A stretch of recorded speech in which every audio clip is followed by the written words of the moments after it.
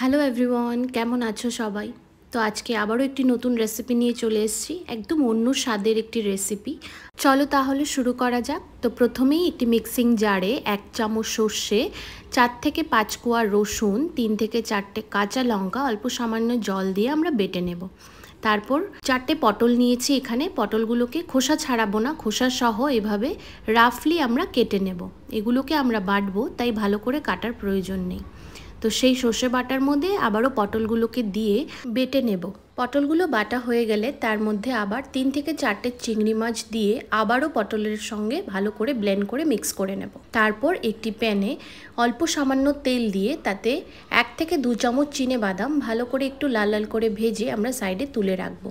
তারপর ওই সেম প্যানে আরও 2 থেকে 3 চামচ সর্ষের তেল দিয়ে তাতে একটি শুকনো লঙ্কা আর কালো জিরে ফোড়ন দিয়ে আগে থেকে কুচোনো একটি পেঁয়াজ, মিডিয়াম সাইজের একটি পেঁয়াজ হলেই যথেষ্ট, আমরা একটু 10 থেকে 12 সেকেন্ড নাড়াচাড়া করে নেব। আমরা বেশি ভাজবো না পেঁয়াজটা।